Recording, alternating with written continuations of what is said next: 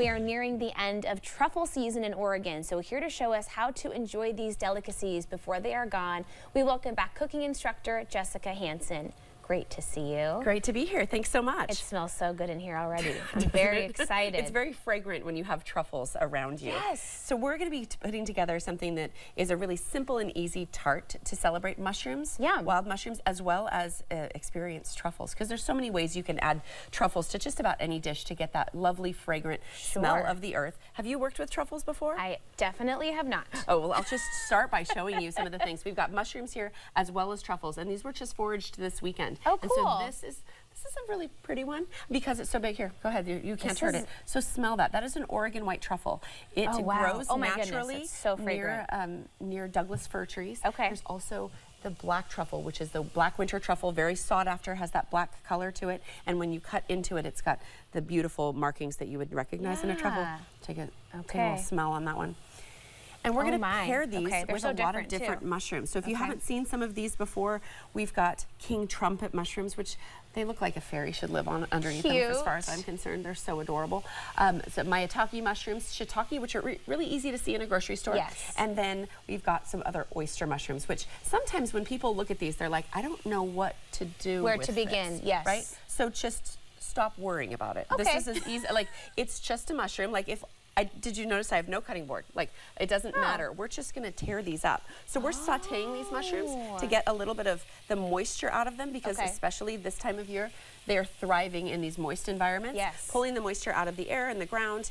And so we want to get rid of that moisture, frankly. And the best way to do that is either oven roast or saute. And the reason we want to get rid of that moisture is so that we have the ability to concentrate those flavors. Otherwise, it just tastes like, you know, dirt and water, right? Earth and water. So we just tear it apart. So I just don't ever want anybody to be that worried about how you're taking care of the mushrooms. And then how far down do you know where to stop on that? And frankly, I'd eat all of this. Oh, really? Yes, I had already torn some up in the pretty parts? Those are the pretty Okay, great. With the pretty parts in there. With shiitake, something to know is that you want to take the stem off. These are really woody and hard to chew through. Okay. You could slice this if you want. You could leave them whole.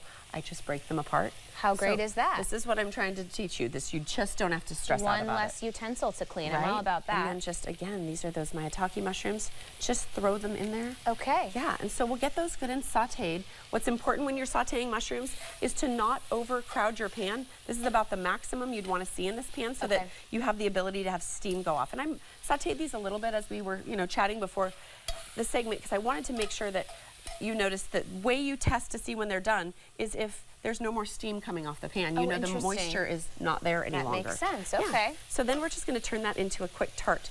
Have you ever worked with puff pastry? In my life, I have. Yes. Well, so this is puff pastry right out of the box. Okay. This is super easy, and I'm going to put you to work. Okay. Should have put you in an apron today, right? There we go. So you're just going to barely roll it out just to make it a little bit bigger. Okay. Yep. Not very much pressure. No, not at all. You're doing it. Look at you. Okay. Yep. Yep. And you can put a little bit more pressure on it now. See if we can get it a tiniest bit bigger. Okay. And that's as much as you really do? need to do with packaged puff pastry that's right from the store. And we could make a tart this size if you wanted, or we could make them smaller. I like the idea of making them in like a good size one person. I love that. I love a single serve. And then puff pastry puffs. So we want this part to puff that doesn't have mushrooms on it, but for this part, why don't you poke it around, make some holes so that on the outside, on the inside. Yep. Oh, see. And that way it won't puff so much, right? Okay. That's the whole cooking instructor part, right? So is that too many or no? I think you did a great job. Do that same thing here. Doop, doop, doop. Okay. You got this. Beautiful. Now you can choose any cheese that you would like. I'm going to choose goat cheese because, well, we have a herd of Nubian goats on the farm, so why wouldn't we? But you could do Gruyere, you could do Parmesan, any kind of cheese that you like. This, frankly, was sitting next to some truffles, so it's a truffle-infused goat cheese. Oh, beautiful. All it needed to do, we put in, it's super easy. And then we will make sure that these are seasoned, and that just means a little bit of salt and pepper so that it tastes delicious. And I'm going to put a splash of sherry vinegar. Then we're going to put these right in the center. Okay. And you've got all those different mushrooms bringing their own individual flavors into the dish. Yep. And it's just going to taste like lovely earth and mushrooms. And the nice thing about introducing these into your diet is that they're good for you. There's medicinal qualities to mushrooms, helps lower blood pressure. Yum. Support your immune system. Oh my gosh. Should we just pile those And that cheese is gonna get ooey gooey. Ooey gooey. Yes. Deliciousness. Isn't that yummy? How easy was that? Right? Now imagine puff pastry. This could be any vegetable, any roasted vegetable, roasted That's asparagus. So I think it's a really great vehicle to get additional veggies into your body. And pastry. Sneak a few veggies in, why not? Yep. And we'll put a little bit of fresh herbs on it, and you can even put a crumble of cheese on the top as well, whatever you like. Look at us. Right? And then, dun dun dun, we would just put those in the oven, 400 degrees. Okay.